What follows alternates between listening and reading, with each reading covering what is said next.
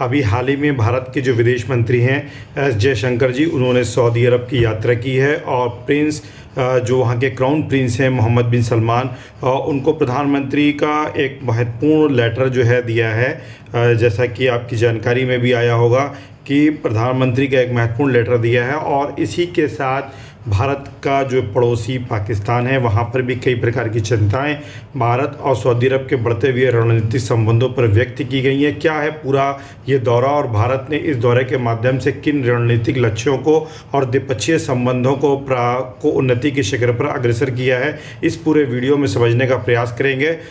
जैसा कि आपकी जानकारी में है, विदेश मंत्री एस जयशंकर जी ने ये अपनी पहली यात्रा सऊदी अरब की है और इस यात्रा में उन्होंने प्रधानमंत्री का जो लेटर है वो MBS जो कि वहाँ के मोहम्मद बिन सलमान जो कि वहाँ के क्राउन प्रिंस हैं उनको दिया है। और ये यात्रा बहुत ही महत्वपूर्ण रही है। अगर हम बात करें तो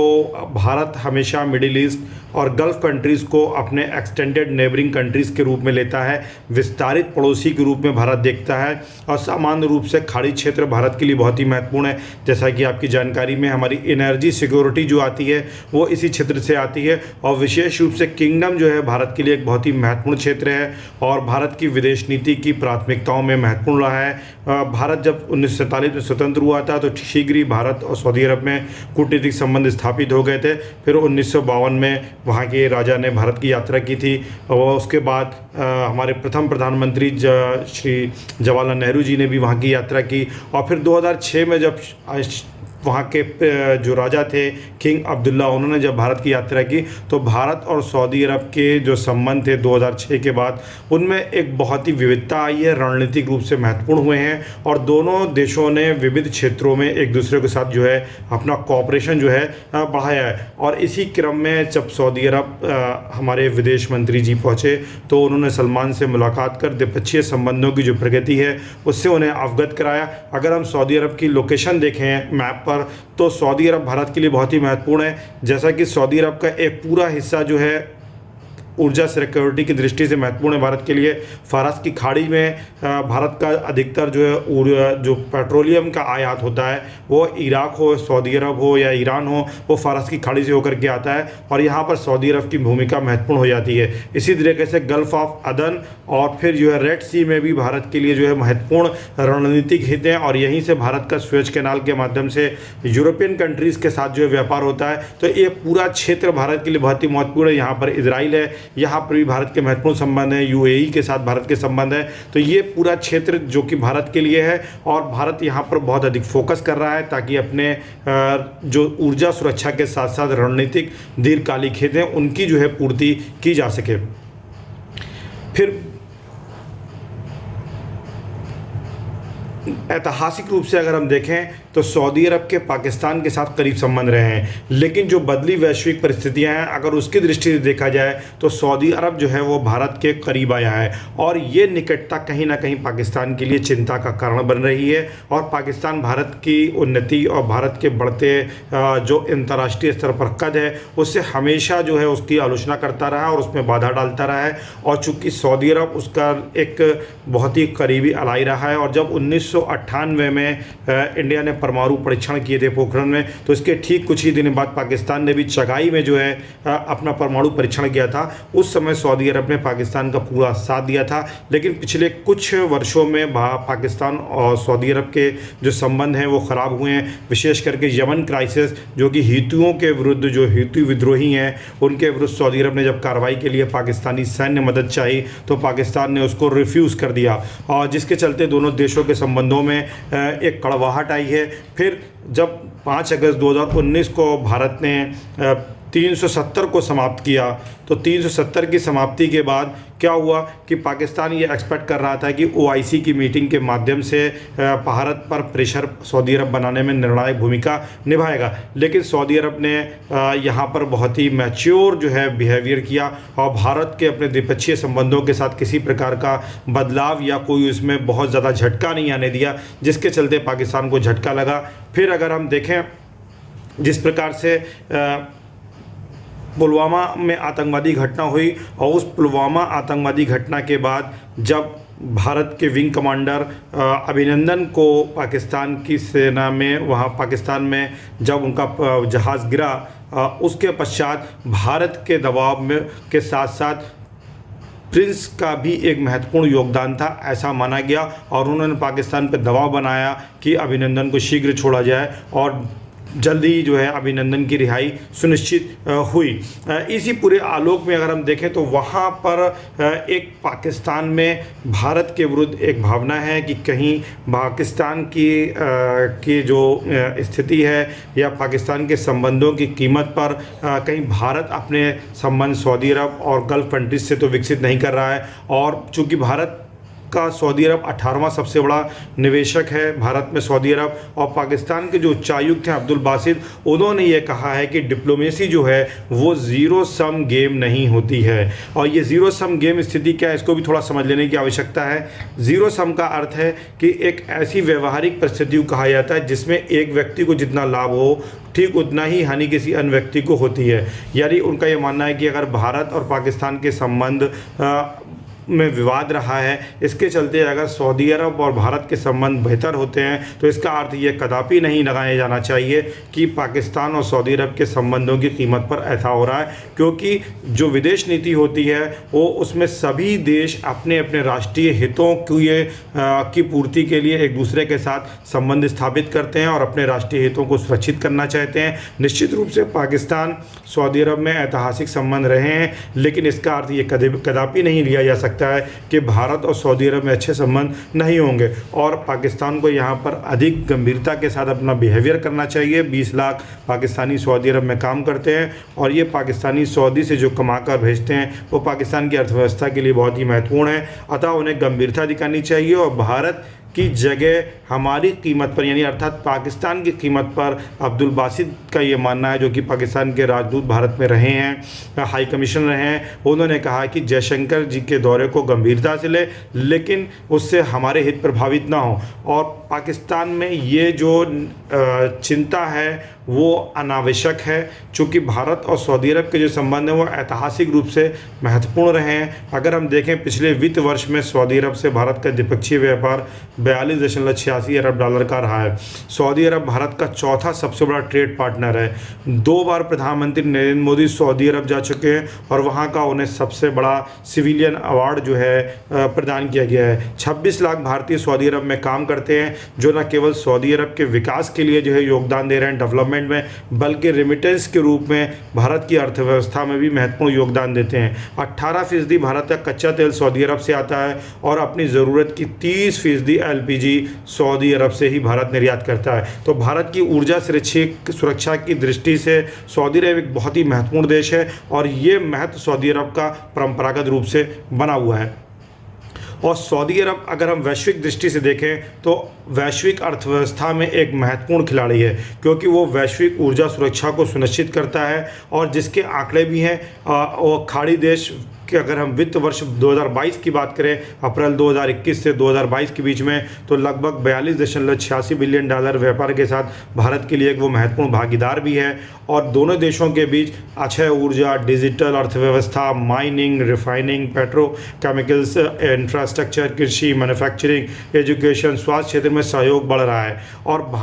सऊदी ने भारत में लगभग 3 अरब डॉलर का निवेश किया हुआ है। और जब मोहम्मद बिन सलमान भारत की यात्रा पर आए थे तो उन्होंने 100 अरब डॉलर का भारत में निवेश करने का वादा किया था और जिसकी दिशा में कार्य किया जा रहा है। सऊदी के IT क्षेत्र में, कंस्ट्रक्शन में, ट्रांसपोर्टेशन में भी भारत ने भी 2 अरब डॉलर का निवेश किया हुआ है। तो दोनों के जो संबंध हैं वो एक प्रकार से द्विपक्षीय हैं। दोनों एक दूसरे के विकास में बाधा नहीं है, बल्कि एक दूसरे के लिए सहयोग का कारण बने हुए हैं और इसको इसी संदर्भों में लिया जाना चाहिए। अगर हम देखें भारत की निर्भरता सऊदी अरब पर, तो भारत जहां एक तरफ दुनिया का सबसे बड़ा लोकतंत्र है, 5वीं सबसे बड़ी अर्थव्यवस्था है, टेक्नोलॉजी का हब है, लेकिन इस सब के बावजूद भारत अपनी ऊर्जा सुरक्षा के लिए खाड़ी के देशों पर निर्भर है। और बिना ऊर्जा के सुनिश्चितता किए हुए भारत विकास के पथ पर अग्रसर नहीं हो सकता, क्योंकि किस विकास के लिए ऊर्जा अपरिहार्य है, मस्ट है। 2019 में सऊदी अरब दौरे पर जब prime minister PM Modi ji जो सऊदी गए थे तो उन्होंने उन्होंने बताया था कि भारत सऊदी अरब से 18% कच्चा तेल आयात करता है और 30% एलपीजी भी सऊदी अरब से ही आयात करता है, और अब भारत अपनी ज़रूरत का 80% तेल आयात करता है। तो इस प्रकार से सऊदी अरब का जो भारत की ऊर्जा सुरक्षा में योगदान है वो बहुत ही महत्वपूर्ण है, जिसे इग्नोर नहीं किया जा सकता है। और ऊर्जा जो भारत और सऊदी अरब के जो द्विपक्षीय संबंध है और द्विपक्षीय जो सहयोग है उसमें एक सबसे one of the most important factor है, जिसको इग्नोर करके भारत अपने विकास को सुनिश्चित नहीं कर सकता, और ये भारत की ऊर्जा सुरक्षा के लिए डिपेंडेंसी है। हालांकि अभी यूक्रेन क्राइसिस के चलते हुए भारत जो है रशिया से भी जो है डिस्काउंटेड रेट पर जो है पेट्रोल प्राप्त कर रहा है, लेकिन एक लंबी अवधि के लिए सऊदी अरब का महत्व जो है निरंतर बना हुआ है। और इसी के साथ साथ ऊर्जा के क्षेत्र में पारंपरिक जो भारत का व्यापार है, जो भारत का कंट्रीब्यूशन है, उसी के साथ साथ अब नवीन और नवीकरणीय ऊर्जा के क्षेत्र में भी भारत सहयोग कर रहा है सऊदी अरब को। एक और वो भारत परंपरागत ऊर्जा स्रोत का क्रय करता है, दूसरी ओर नवीन और नवीकरणीय ऊर्जा जो है, रिन्यूएबल एनर्जी के जो रिसोर्सेज हैं उनके डेवलपमेंट में और उसकी हेल्प में सऊदी अरब का सहयोग कर रहा है ऊर्जा पर। इसके लिए भारत और सऊदी अरब में एक कार्य समूह भी बनाया गया है, जिसमें 19 परियोजनाएं हैं, जिनमें एलपीजी बुनियादी ढांचे और नवीकरणीय ऊर्जा परियोजनाएं, मानव क्षमता निर्माण और संयुक्त अनुसंधान ज्वाइंट रिसर्च भी शामिल है। हाल के दिनों में भारत और सऊदी अरब के, जैसे कि हमने अभी अपने विश्लेषण में बात रखी कि भारत और सऊदी अरब के संबंध 2006 में जब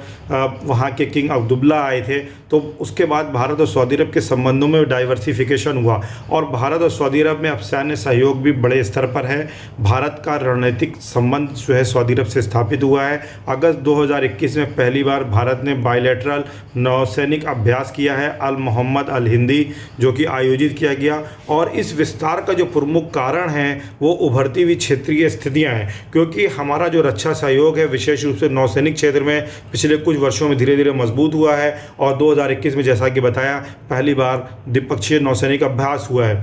कई और भी क्षेत्र हैं जहां सऊदी अरब और भारत के संबंध जो है महत्वपूर्ण साबित हो सकते हैं, जहां सऊदी अरब में MBS ने मोहम्मद बिन सलमान जो कि क्राउन प्रिंस हैं, उन्होंने सऊदी अरब के डेवलपमेंट के लिए और वहाँ की इकनॉमी को जो एनर्जी बेस्ड है, ऑयल एक्सपोर्ट पर डिपेंडेंस है, उसको डाइवर्सिफाइड करने के लिए विज़न 2030 को जो है वो इम्प्लीमेंट कर रहे हैं। और इस कार्य को लागू करने के लिए उन्होंने एक SPC सामरिक भागीदारी परिषद स्ट्रेटजिक पार्टनरशिप काउंसिल बना रखी है, और इसमें सहयोग देने के लिए जो कि एक केंद्रीय संस्था है, भारत समेत 8 देश शामिल हैं जो इस विज़न को इम्प्लीमेंट करने में अपने स्तर पर योगदान दे रहे हैं। अगर विज़न 2030 की बात की जाए तो जिसमें किंगडम ने जो अपने लक्ष्य निर्धारित किए हैं वो बहुत ही व्यापक आर्थिक सहयोग की उसमें आवश्यकता है, और जिसमें निश्चित रूप से भारत की बढ़ती हुई अर्थव्यवस्था के लिए भी लाभ के अवसर छुपे हुए हैं, मेक इन इंडिया के लिए लाभ छुपा हुआ है। तो यहाँ पर भी सहयोग बहुत ही इम्पॉर्टेंट है। यहाँ भारत मेक इन इंडिया के माध्यम से अपने मैन्युफैक्चरिंग सेक्टर को इम्प्रूव कर सकता है, वहीं साथ ही साथ सऊदी अरब के विज़न 2030 के प्राप्ति को और समय पर उस कार्य को पूरा करने में योगदान देकर के सऊदी अरब के लिए भी लाभदायक साबित हो सकता है। और भारत की उभरती अर्थव्यवस्था से सऊदी अरब को निश्चित रूप से फायदा होगा, और भारत में स्किल्ड जो मैन पावर है वो निश्चित रूप से सऊदी अरब के लिए एक बूंद साबित हो सकती है।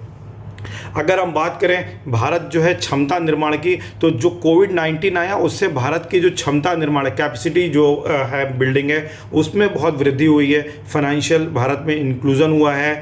इसी के साथ साथ डिजिटलाइजेशन हुआ है, संचार परिवर्तन के मामले और मजबूत हुए हैं। भारत ने अपना जो वैक्सीनेशन कैंपेन किया उसमें सऊदी अरब को लगभग 4.5 मिलियन 45 करोड़ जो है डोजेस जो है प्रोवाइड की हैं। सऊदी अरब ने ही भारत को कोविड की दूसरी वेव के टाइम में ऑक्सीजन सिलेंडर और लिक्विड चिकित्सा ऑक्सीजन जो है टैंकर भेजे हैं। तो ये एक महत्वपूर्ण कोऑपरेशन दोनों देशों के बीच में पैंडेमिक पीरियड में उभर करके आया है, जिसके चलते दोनों देशों के संबंधों में एक और बेहतर समझदारी जो है उभर करके आई है। फिर जलवायु परिवर्तन और जलवायु जस्टिस जो है ये एक बहुत ही क्लाइमेट जस्टिस ये एक बहुत ही वाइब्रेंट इशू है, और विश्व की जो सभी महत्वपूर्ण देश हैं वो जिस तरीके से क्लाइमेट चेंज है, ग्लोबल वार्मिंग है, इन सारे इश्यूज़ पर भारत हमेशा आगे रहा है। और भारत G20 में एकमात्र कंट्री है जिसने जलवायु परिवर्तन के लक्ष्यों को प्राप्त करने की दिशा में तेज़ी से बढ़ा है, और भारत तेज़ी से रिन्यूएबल एनर्जी को अडॉप्ट कर रहा है। 2070 तक भारत ने जो है टारगेट 0 का लक्ष्य जो है वो निर्धारित कर रखा है। सऊदी अरब ने भी एक ग्रीनर वर्ल्ड की कामना की है और साथ ही साथ संकेत दिया है कि सऊदी जो है ग्रीन इनिशिएटिव और मिडिल ईस्ट ग्रीन इनिशिएटिव को लागू करके उसने भी ग्रीन क्लाइमेट के लिए अपने कंट्रीब्यूशन को जो है एक्नॉलेज किया है। तो अगर हम देखें ये ग्रीन जो भारत का इन्वायरमेंट रिलेटेड कॉपरेशन है सऊदी अरब के साथ, ये न केवल भारत और सऊदी अरब के लिए बल्कि वैश्विक स्तर पर जलवायु परिवर्तन और ग्लोबल वार्मिंग जैसी समस्याओं से निपटने के लिए महत्वपूर्ण साबित हो सकता है। फिर अक्षय ऊर्जा और स्वच्छ ऊर्जा प्रौद्योगिकियों के क्षेत्र में सहयोग दोनों देशों के बीच में बढ़ रहा है। राजनीति, सुरक्षा, रक्षा, आर्थिक, सांस्कृतिक सभी क्षेत्रों में हमारे संबंध बहुत ही महत्वपूर्ण हैं और एक दूसरे की एकता और अखंडता और क्षेत्रीय जो अखंडता है उसको सुनिश्चित करने में भी सहयोग कर रहे हैं।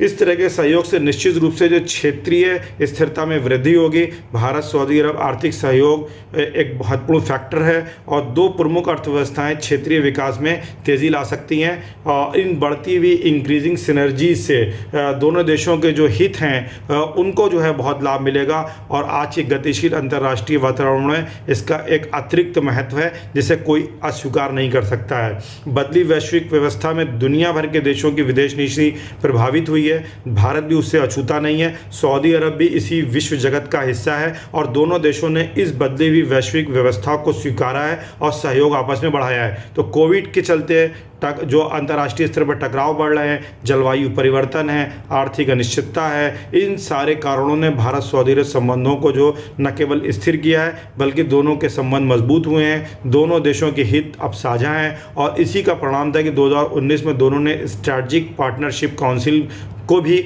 गठित किया था। अगर आपको वीडियो ये अच्छा लगा हो तो आप इसे लाइक सब्सक्राइब करें और अगर कोई भी फर्दर इंक्वायरी है तो you can WhatsApp on this number. Thank you so much.